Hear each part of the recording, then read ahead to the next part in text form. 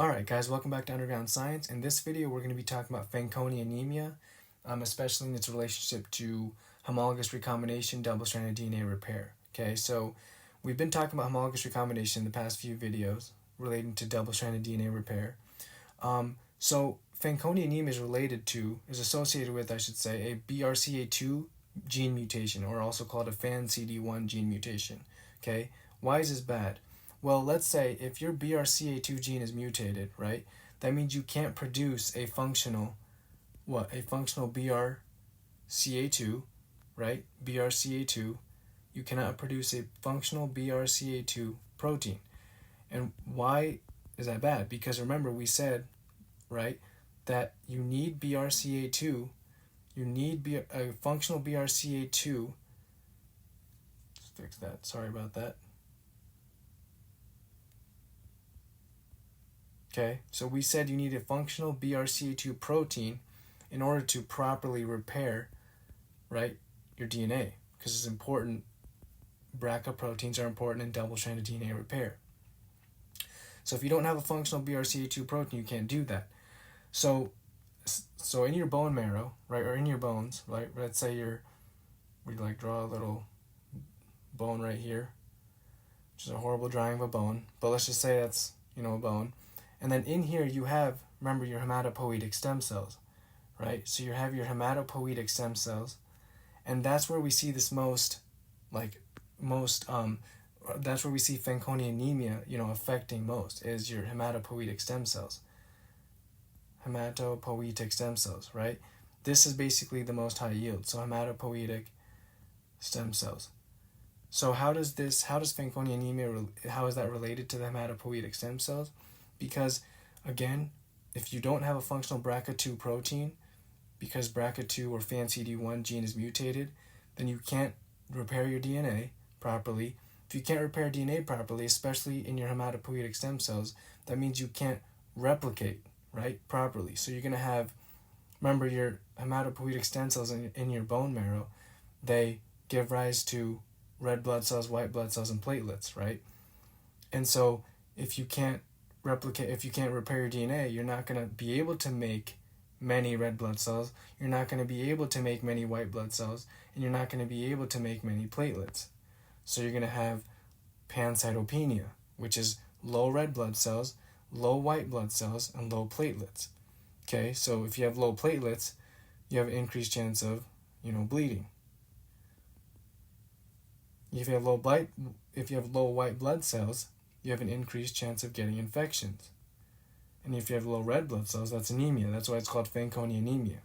Something else that's seen is macrocytosis. Okay?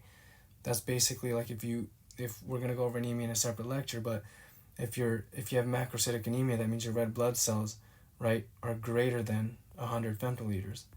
Okay, so that's something to know. Macrocytosis and low red blood cells, low white blood cells, low platelets in Fanconi anemia. And then there's other, congenital abnormalities that we should know that's related to Fanconi anemia. So what you could see is an abnormal radius, which is, it's a bone in your hand, your radial bone, because you have your radial bone, your radius, and your ulna. And then you can also have an abnormal thumb, and sometimes you may even have an absent thumb, okay, or absent thumbs. You can also have a short stature, cafe au lait spots, which are basically just like light brown patches, right, that we'll talk about later when we talk about McGoon-Albright syndrome, right, which is relating to mosaicism. Okay, and you may also see a horseshoe kidney or underdeveloped kidney in Fanconi anemia. Okay, then you may also see cryptorchidism. So that's basically undescended testes. Okay, so especially for men, okay, or males. I should say males. And then so it's going to be cryptorchidism, which is undescended testes. You may see that in patients with Fanconi anemia. Also, something else that you can see is certain congenital heart defects, like a ventral septal defect, which is basically a hole between your two ventricles, right? So if you have your heart like this, right, and then these are your two ventricles on the bottom, so you can have a ventral septal defect right here, where there's actually a hole over here. So every time the left ventricle pumps, crap. Here, let me redraw that. All right, yeah. So every time the left ventricle pumps, it's going to pump some of that blood, right, back to the right ventricle. So that can happen. You can also have a patent ductus arteriosus.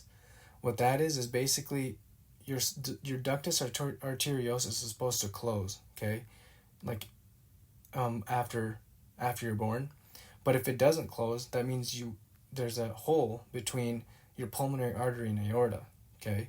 So that means more blood flow can go to your blood vessels near your lungs than normal, which is not good, right? So this is basically a hole / connection between, I should say, instead of a hole, I think a better word would be connection, right? So we can understand it better. It's a connection between your pulmonary artery and aorta, okay? And we know your pulmonary artery is taking deoxygenated blood to your lungs. But if you have a connection between the aorta and pulmonary artery, and aorta is a much higher pressure, so that means much more blood flow, much more blood is going to go from the aorta to your pulmonary artery, which means more blood flow than normal is going to your lungs, which isn't good, right? So yeah, that's that. And then you also may see hearing loss in Fanconi anemia patients. So these are important congenital abnormalities to know. Main thing to know, though, is that, again, this DNA repair, like this dysfunction in DNA repair, affects your bone marrow, right? Especially your hematopoietic stem cells, which means you cannot make proper amounts of red blood cells, white blood cells, and platelets. So you're going to have pancytopenia, that's important. And then these congenital abnormalities important to keep in mind, too. So again, these are abnormal radius, abnormal thumb, maybe even absent thumbs, short stature, right? Hearing loss, cryptorchidism or undescended testes, horseshoe kidney or just underdeveloped kidney, cafe au lait spots, ventral septal defect, patent ductus arteriosus, all right, and so on. So these are good things to know about Fanconi anemia. That's basically it for this video about Fanconi anemia. Hope you guys learned something, and hope to see you guys next time. All right, thanks for watching.